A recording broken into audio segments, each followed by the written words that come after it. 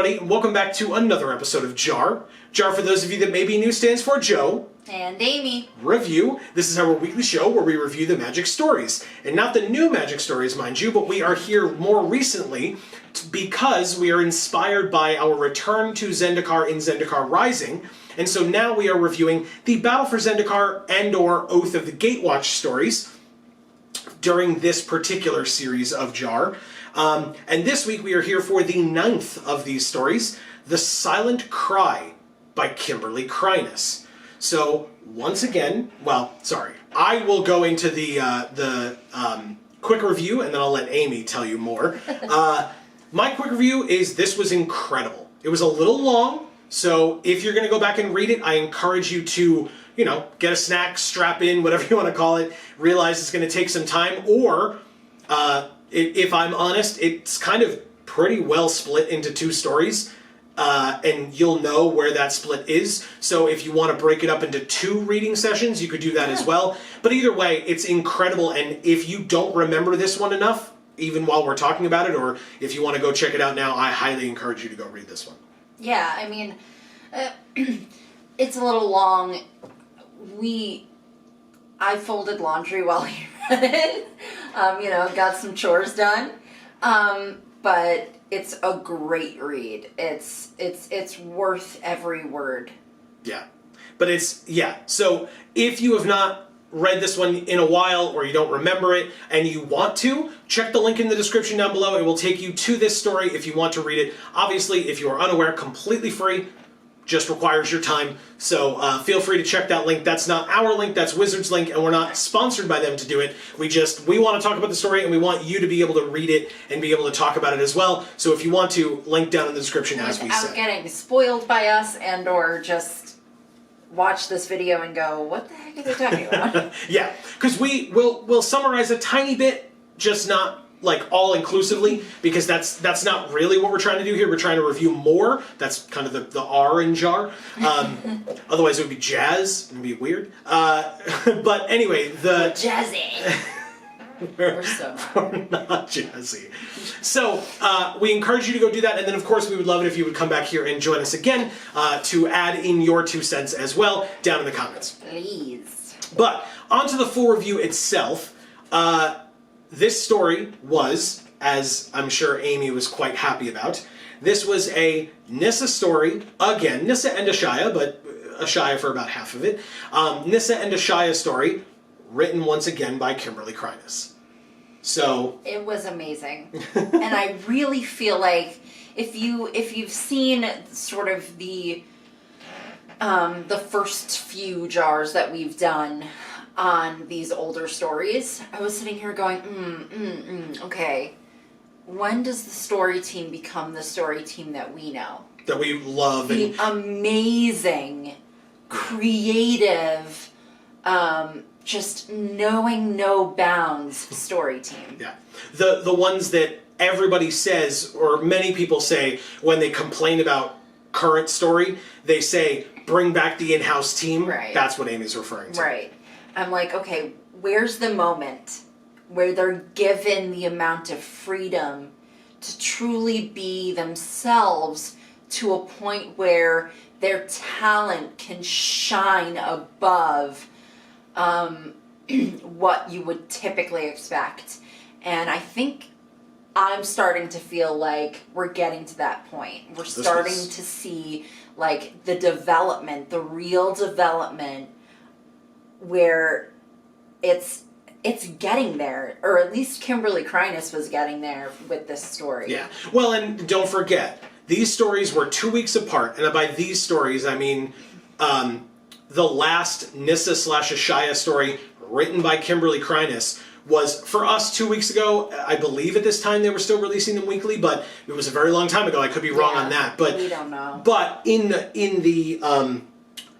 the order that the stories were being released, it went the first story with Nissa and Ashaya 2 weeks ago, or 2 stories ago, then the Slaughter at the Refuge, and then this Nissa and Ashaya story immediately after. Right. So it was story 7 and story 9. She wrote them both, and they were both, one pretty much immediately followed the one prior Right. in terms of story progression, etc. And you just needed the context of Slaughter at the Refuge to understand why, spoilers I guess, at the end of this one Gideon shows up and why that's important, but because Slaughter at the Refuge had to happen in between. So.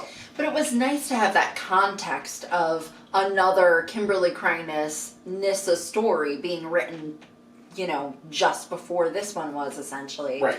Because I can look at the two side by side and say, wow, like, first of all, they're both amazing. But second of all, like, I see so much improvement from the first to the second. Sure. Even though she didn't have that much time or opportunity to improve from one to the other. Mm-hmm. So it was really quite cool. Like I said, I feel like we're starting to reach that precipice of like the moment where our story team, our beloved story team, yeah. as the Vorthos of the Magic the Gathering community, right? Mm-hmm. Our beloved story team really began its journey of shining week after week after week after week. Sure. I really think this is the story that kicks that off. And I hope I'm right, and we'll see when we keep going. Sure. But And speaking of kicking the story off, one of the things that I noted here in my notes, to get into the meat and potatoes of the story itself, I loved one of the things that Kimberly did in this story was to write about what Nissa is learning about Zendikar now that she is so connected to it. And there are little things here and there that she talks about. She talks about the praying mantises, or the mantises in general, not the praying mantises, but the mantises, and that they secrete this material out of their bodies that smells like fresh worms. Now, we on Earth understand that that would likely be to attract, it says to attract birds, right? You secrete something that smells like worms, birds come, and then the mantises can prey on those birds and eat them. But that's not what it was. And it subverted it further by saying, no, they don't secrete it to smell like worms to attract the birds to eat them. They do it so that they can enjoy their songs. It's the songbirds. And it's one of the few things that allows a praying mantis or a mantis to be lulled to sleep. That is brilliant. It's so cool. And it's like, what? and adorable. Yes, but it's like, what, 2 lines in this story? That, again, the story's pretty long, so I guess you could argue like, oh, well, maybe you should have cut it out. No. It was so flavorful. It was so good to just add that in there. And then, because of that, it was like, wow, it's flavor. It's like the things that Nissa is aware of now, having been more keyed into the world of Zendikar. And so then there are 2 other things that she mentions. She mentions the heart trees that have vines that come together. And it's 2 trees, vines come together in the middle forever. They're like, the trees like mate with one another. And not for reproduction, but just for pairing up. And the vine touches in the middle. It's equally shared between both trees. And it's as if they're holding hands and they mate for life.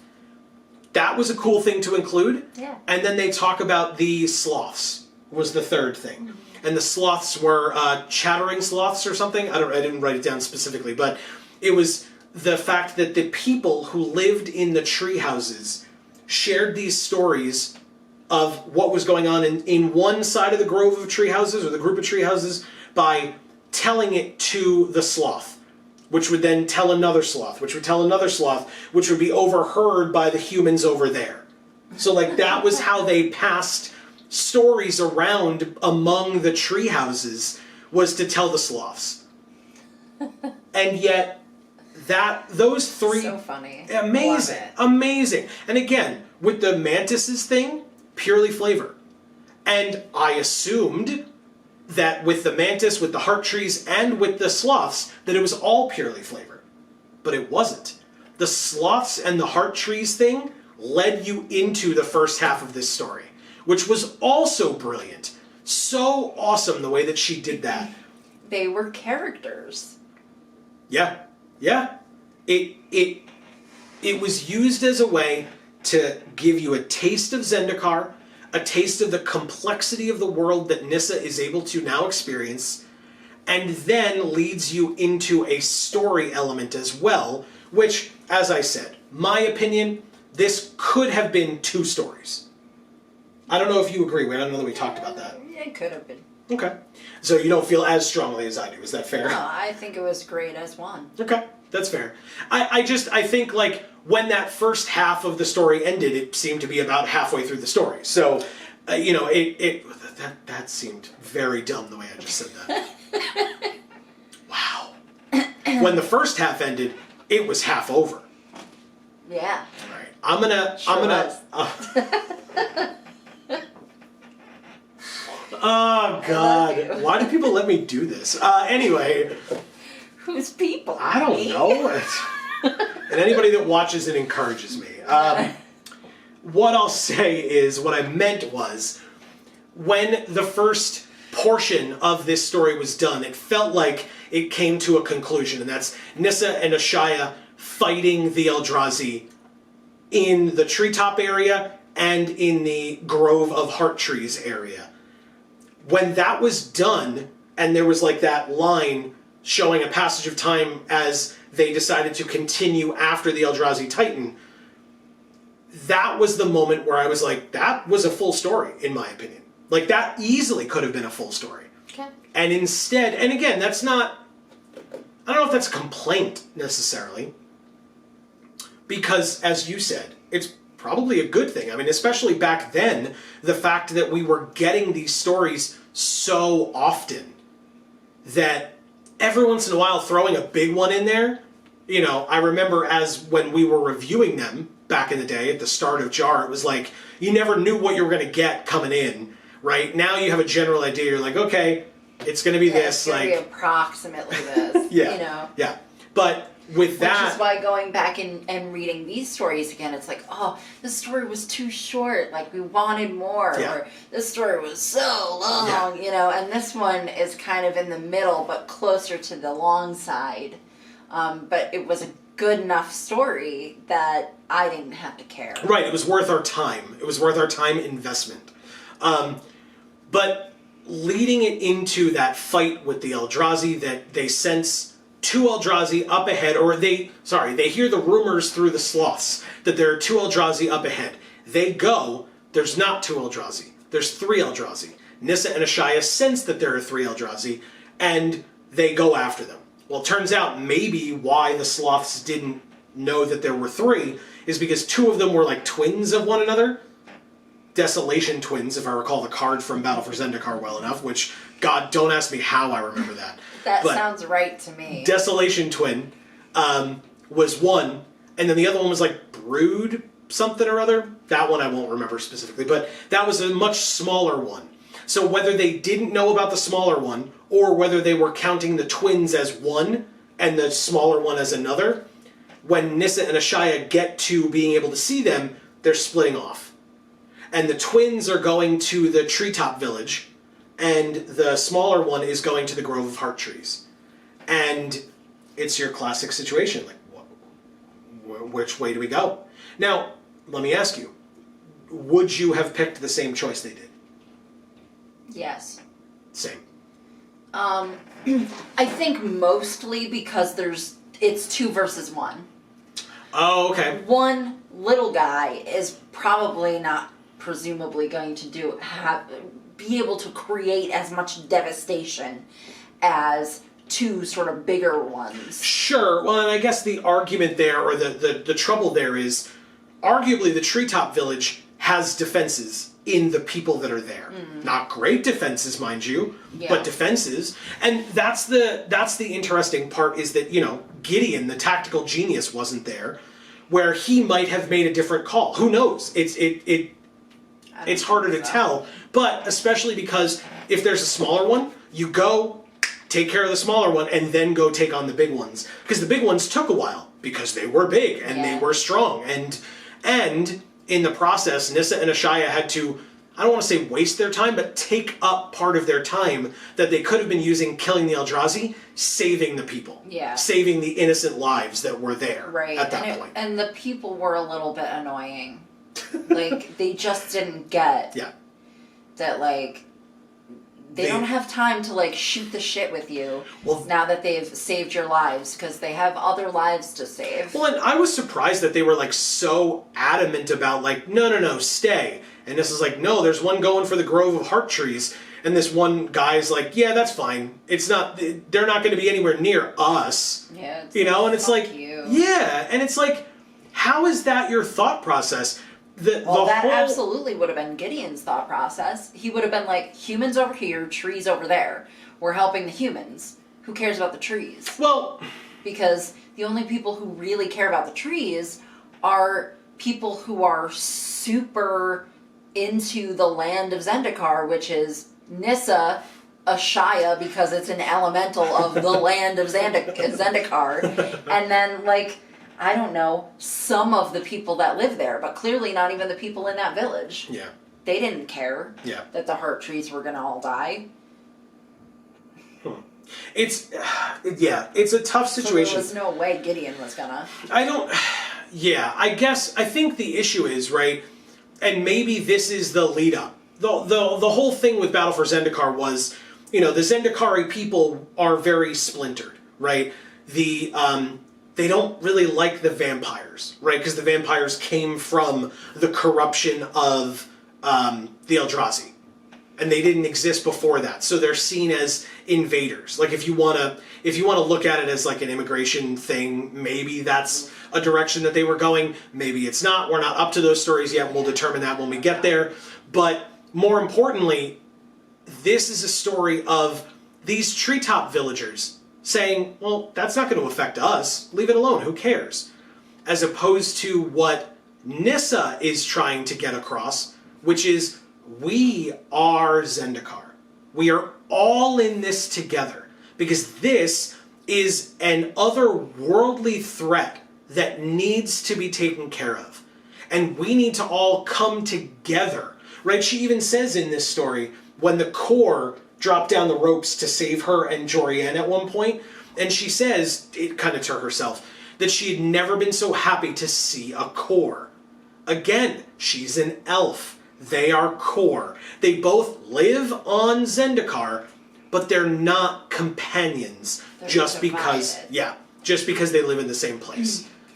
But and it's good that they mention that to kind of give you a perspective that reminds you that you're not just in this beautiful fantasy world that has aliens all of a sudden now. Yeah. But also that you can apply this to real life, you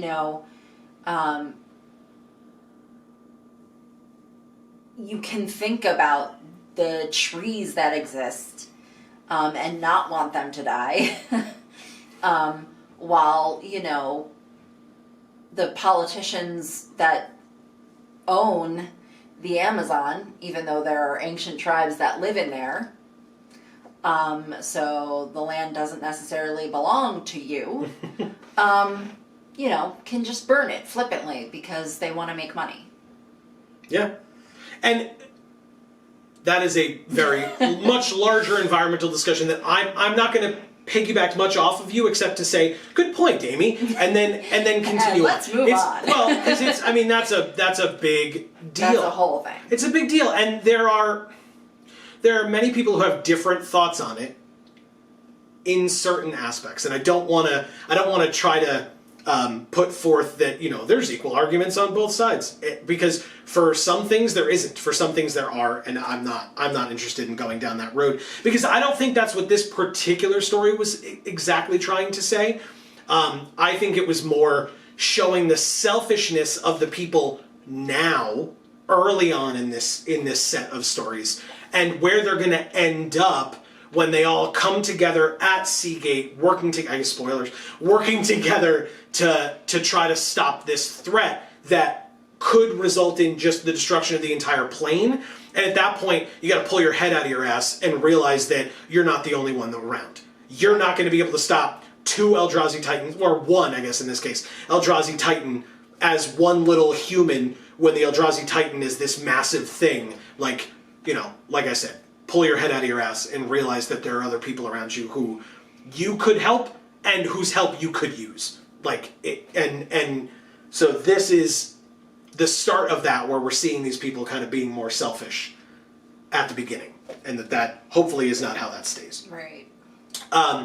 Or, I mean, it'll get to a point where it's not going to be able to be how it stays, you know? Correct. Yeah, there'll be a tipping point. And it'll be like, okay, well, either we're dead or we have to figure out how to work with the rest of these, you know, denizens of the world that we live on. Right. And again... And that's really the same theme that I just... Yeah. I mean, it sounded like what I talked about was completely off base, but... you know, it's the same theme as that. Yeah. If you destroy the world, you know, at some point, you're going to have to come together to learn how to stop doing that. Otherwise, everybody dies. Yeah. Like, that's just the way it works. Yeah, and there's that tipping point, right, of you're, like, destroying. Well, here's the moment. If you destroy further, there's no going back. Or are you going to work towards fixing it and going back in the other direction? So yeah, that's a good point. I didn't mean to diminish, so thank you. Oh, no. Then, predictably, we come to the fact that because Nissa and Ashaya went to save the innocents, they then go back, and in the short period of time that they were gone, almost the entirety of the grove of heart trees is gone. And in fact, appropriately, there are two left, still holding on with their tether, but the Eldrazi is in one of them. Tentacle wrapped around the base. Nissa and Ashaya go up to try to, or Ashaya goes up to try to swat it away and kill it so that they can take care of it. And as they're going towards it, it drinks it, destroys it, and severs the link, laying the vine down, dangling in one of the trees. Super sad. Yeah. Like, really, really sad. And the way that it was written, it was so sad. So, like, and again, whether, because I won't go there. I think that I was surprised at the degree with which I felt emotional. I mean, I wasn't crying, but that I felt emotional reading that. About how sad it was that there was one tree left, and both Nissa and Ashaya, like, tried to take the time to talk to that tree and explain to it what had happened, because it wasn't going to understand. It's a tree. but also, you know, Nissa is able to speak with Zendikar and speak with the plant life and etc. Right, and she had this mini crisis of trying to figure out, how do I explain to this tree that its lover that it has always had and was planning on always having, didn't leave its side on purpose. Yeah. It didn't do this to this tree. What a great you know, this, you know, it was affected by this outside force that didn't belong there. Yeah. And yeah, I mean, I don't know how you explain to that tree that it's alone now. Not just alone now from its mate, but also alone now from the rest of the grove. Yeah, they used the line that they noticed the breeze blowing through, you know, against the tree. A breeze that tree would have been unfamiliar with, being at the center of a grove of other trees. That tree would never have felt that breeze before, because it had all those other heart trees around it. And now they're all gone, and so this tree is feeling this breeze possibly for the first time ever. Again, hauntingly good. That was so cool. Yeah, and there's so much analysis you can take from that if you want to, you know. Think about the ramifications of, you know, how human beings are affected by such isolation, and apply that personalization to the tree at that point, you know, because you already applied so much other personification. That's what I meant to say. Okay. Sure. I was like, personalization? What? No, personification to the tree, you know, you've already applied so many other, like, human principles to it. You know, there's so much more that you could do with that thought. If you took that thought, placed it on that tree, and went for a run, like, that run could go really far. And it could go really, really far now that there's so much space because all the trees are dead. Yep. Yeah, that was... It was sad, but again, so well written. So well written to evoke that kind of an emotional response from trees. You know what I mean? Like, trees are super important, don't get me wrong. But at the same time, I never thought I'd be able to read a story about a fictionalized type of tree and feel that emotionally invested. It was really sad. That's the point of the story. Yeah. It's to make you realize that our environment, the aspects of the natural world that exist on the planet on which we live are not resources for our consumption.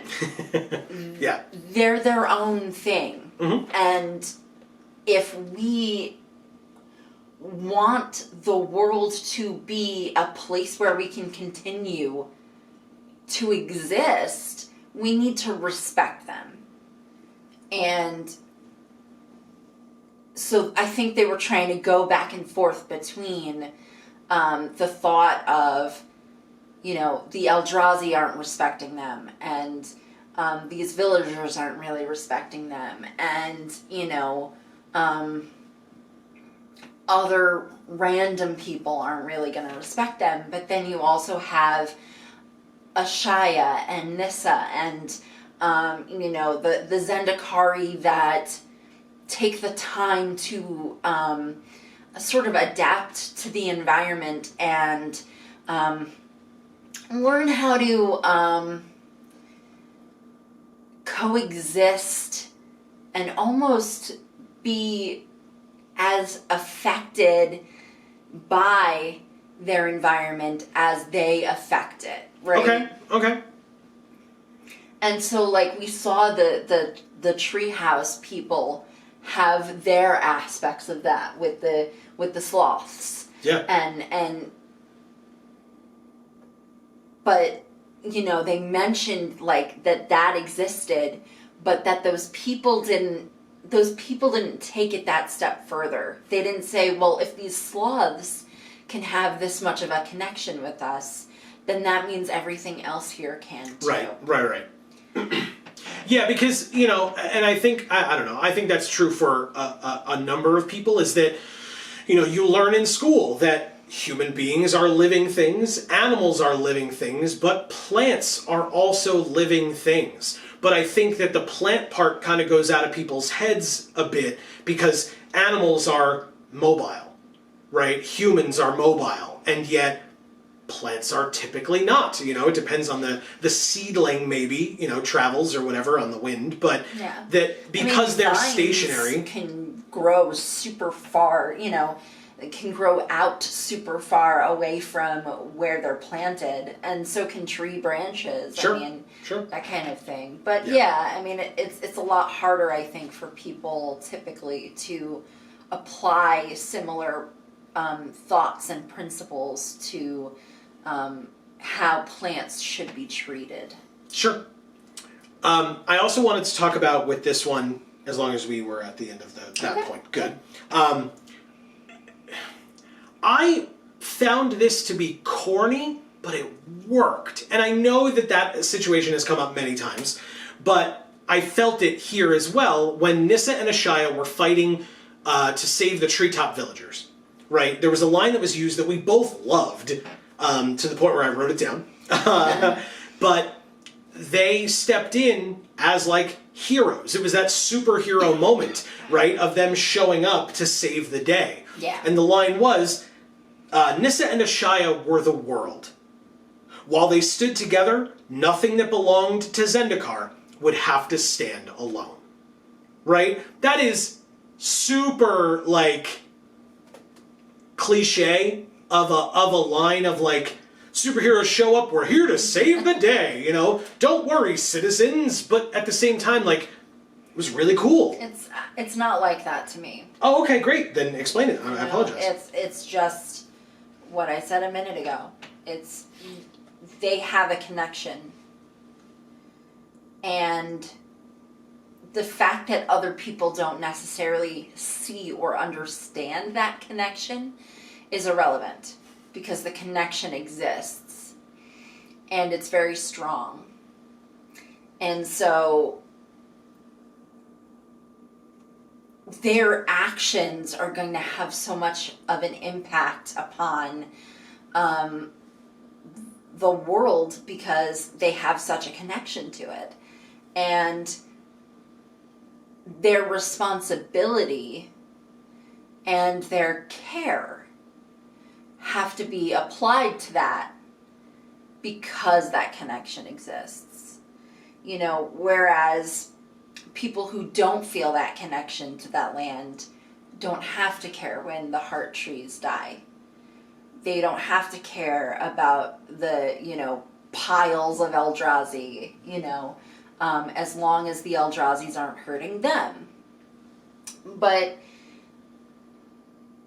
the connection that Nissa has to Zendikar and to Ashaya, and the fact that sort of losing that connection with Ashaya really made it kind of impossible for her to feel like she could do anything about what was happening to the world at that point, is pretty profound. Yeah, no, very good point. Yeah. Yeah, So, like, none of the plants at that point needed to feel like they were alone or on the opposite side of a war with the Zendikari people. Because now they have Nissa and Ashaya that exist essentially on that side, fighting for them. Yeah. Yeah. I don't know whether I mentioned this exactly 2 weeks ago, the last time we read a Kimberly Kreiner story and a Nissa story, or whether it was before that, but I once again, I loved the descriptions for the fighting in this one. Okay. Absolutely. I think all the descriptions were amazing. Sure. But yeah. Sure. I focused on the fighting because more recently in like modern day stories, like 2019, 2020-ish times, I have not enjoyed the descriptions of the fighting. And so to go back to older stories where I thought they were doing a much better job has been a breath of fresh air. So yes, I agree that a lot of the descriptions were great. Very, very good. The word choice, the imagery that was brought into our minds by what we were reading, I agree was very good. I zeroed in on the fight scenes because I feel like that's something that's been lacking and recently. And this one, I mean, I know you remember, or you keyed in on the roots and Nissa like controlling the roots, right? I don't know if you wanted to talk about that at all. Yeah, it's like extensions of her fingers. Like, that was really cool. So cool. And that, like, but describing her rationale behind, like, you know, it was a snap decision because Ashaya was grabbed by the second twin of the Eldrazi. They killed the first one, which, by the way, that was my favorite part, was when Nissa snaps the tree back in the Eldrazi's face. It breaks its bony skull piece, and then Ashaya just goes into that bony face piece that's been broken and just Ashaya reaches her hand into its face, down its neck, and just pulls out its innards. fucking awesome. Amazing! What an amazing description! It was so cool. You know, we're reading it, first of all, disgusting, but also amazing, because you can picture a massive elemental just reaching into this thing's head and just ripping out its insides and watching it just fall to the ground. And then again, that moment of the vines or the vines or the roots reaching out and grabbing this Eldrazi's tentacles and pulling them apart, right? So that the Eldrazi is like going to be like split in half or stop focusing on hurting Ashaya. And then you're sitting there going, oh man, because you can picture it in your head, right? Oh, the tentacles are grabbed, it's being pulled apart. Oh man, I hope they pop off. And they popped off. You ripped the tentacles right off the damn thing. Amazing. Yeah. It's exactly what you want in fight scenes. It was done so well. I just loved it. I loved that so much. Like I said, I had to write it down and make a point of it. Yeah. And then to contrast with the second half, if you will, after that fight, where they're like, okay, we did it. We beat all three Eldrazi. Kind of sucks that the heart trees were gone. It's not great, but look how great we are. Look at what we were able to accomplish relatively easily. Nissa kind of didn't dwell on the Ashaya got grabbed thing, because Nissa was able to just, grab it with the roots and save her. And so they're like, we can still beat this Eldrazi. Let's go. Let's go beat the Titan. Sorry, I meant to specify. So they go. And then you get into the second half of the story, which the big moment there is Ashaya going away. But not going away, like violently going away. Like Nissa felt like she was stabbed through the chest. So she looks to see if she was stabbed through the chest, and she was not. Right. She looks back at Ashaya. Ashaya is reacting as if it was stabbed through the chest, which it was not. And then Ashaya just falls and collapses and breaks into pieces on the ground. And Nissa has no idea what happened, because her connection to Zendikar that she's been fostering since the moment she figured out that it was a thing she could do, is just gone. No explanation, nothing.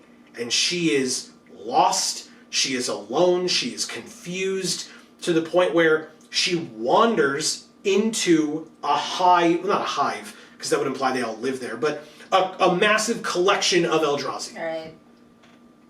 Just wanders into them because she's not able to be focused. It's she lost her powers, but it's almost as if she lost her senses.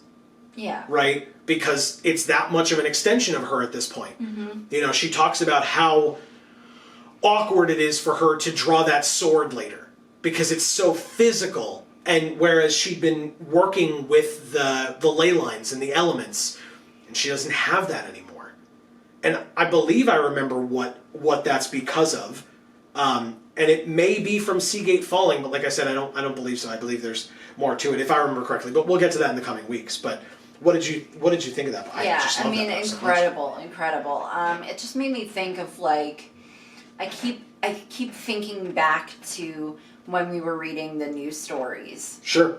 And how I was sitting there saying how much to myself, or even in JaAR, how much I hated them, and I felt like they were mischaracterizations until the last one. Mm-hmm. And then I was like, no, I just didn't get it. Right, okay. And, I remember that. When we read the last one, I was like, okay, I'm far enough away from the puzzle now. Okay. All the pieces are in, and I see the picture. And I just kept thinking about that last story and how perfectly it fits into that same theme of, like, being traumatized, what that does to you, and, how you try to keep going on after that point. Now, this is a rewind, this is a prior to. Yeah.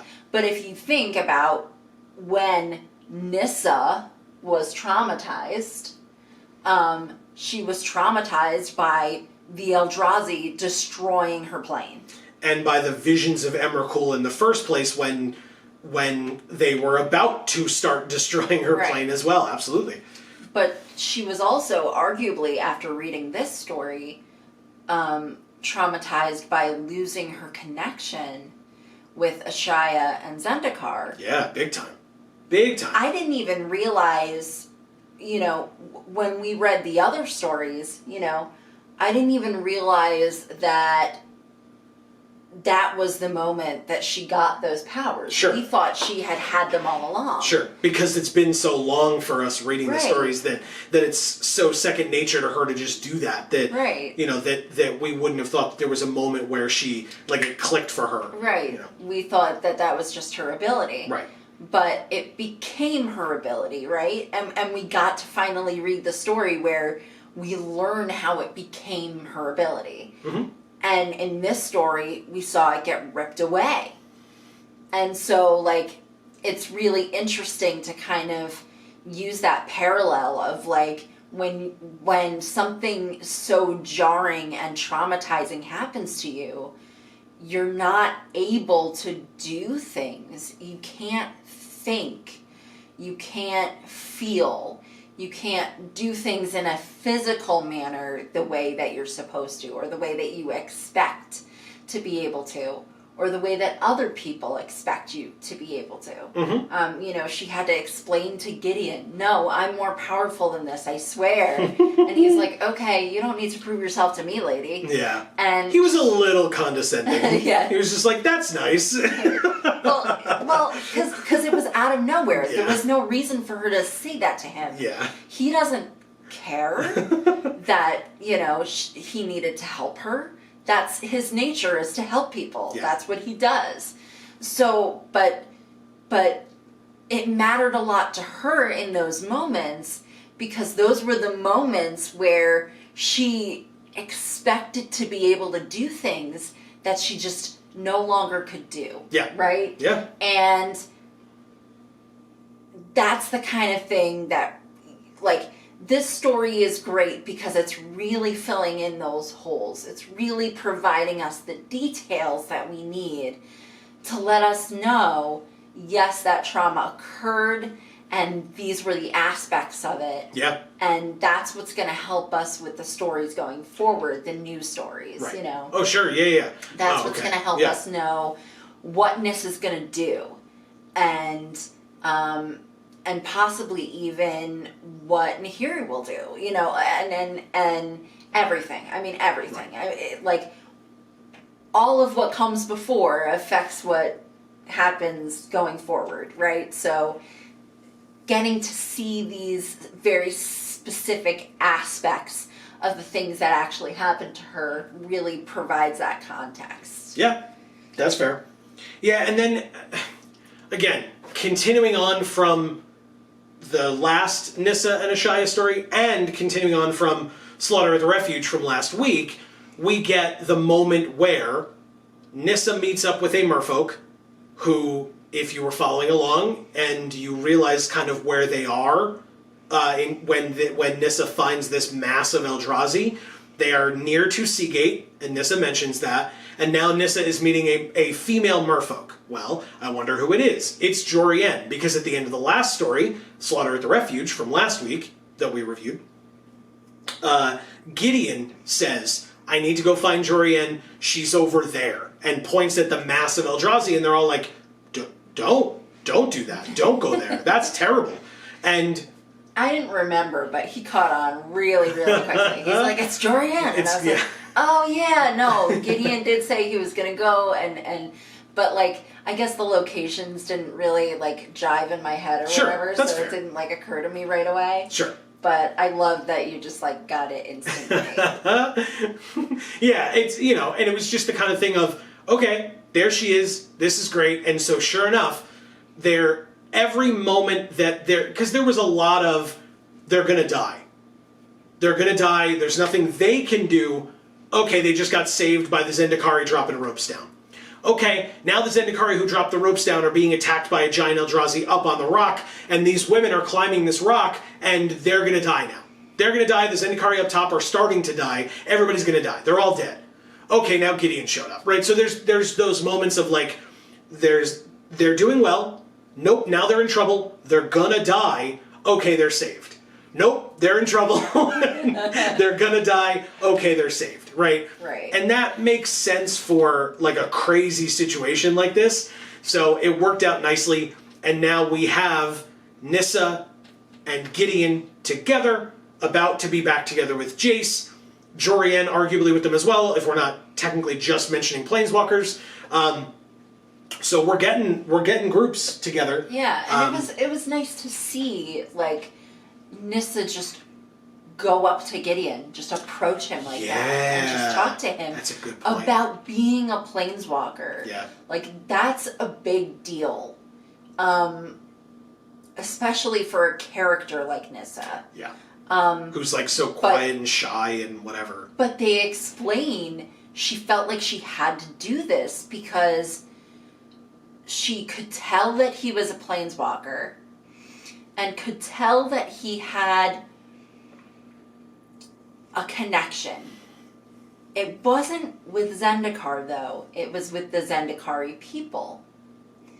But she saw that connection and said, oh my god, like maybe he felt it too. Felt the connection be ripped away, except not that. Well, yes and no. She also was like, oh, you didn't lose your connection.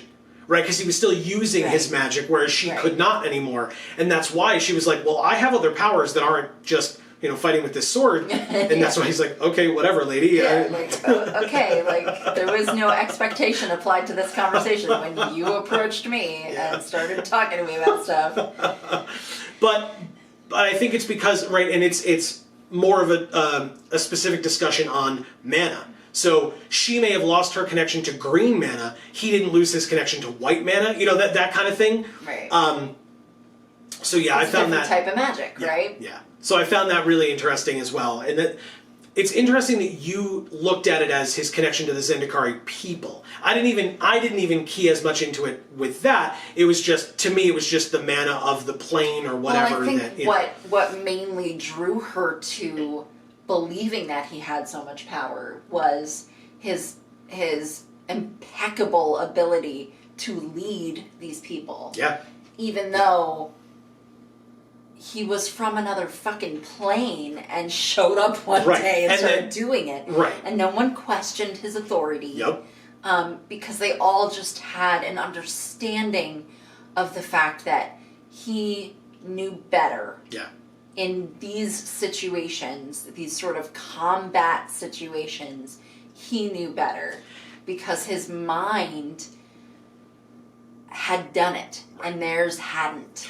And there was still allowed to be an element of lightness to it as well, where Nissa kind of references the fact that like Gideon is able to talk and smile and like I don't know that like making jokes necessarily, but like just being friendly and familiar and smiling, even at a time where, twice in the last 10 minutes prior to that, Nissa almost died. Right. So like to Nissa, it's like, how can he do this? How can this Planeswalker, who again, you're talking about... It's just leadership skills. Well, and I was going to say, and the fact that he has that ability to lead, even though Nissa was able to immediately, and I guess there may be a degree of like, Nissa knows that Planeswalkers exist, so it makes sense to her that he is that way because he looks different and he has magical abilities that she's never seen before. And so she could be like, oh, he's a Planeswalker. Whereas anybody else would be like, well, they wouldn't have the frame of reference of there are other worlds that he could have come from. Of course. So to them, it's just like, wow, you look weird. Oh, okay, but you're telling me to do stuff and you seem like you make sense, so I'm just going to do it. Right. Like you're taking charge in a terrible situation.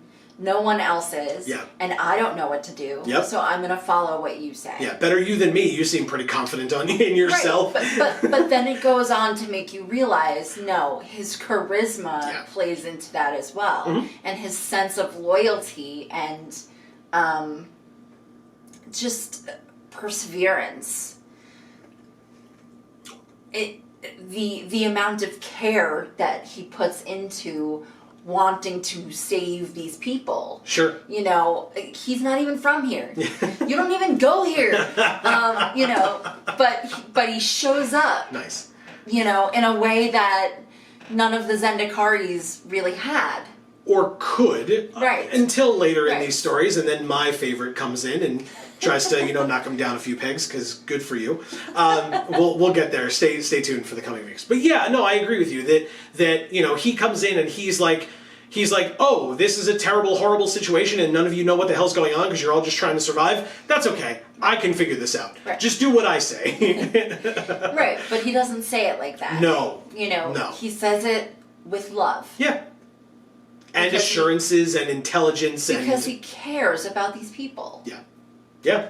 And that's, that's what it means to be a good leader and have leadership skills, which is something that Nissa has no understanding of. Because, arguably, because, the close relationship that she has is with plants and a world instead of people. Yeah. And it's just, and it's not to say that her connection was less, it was more.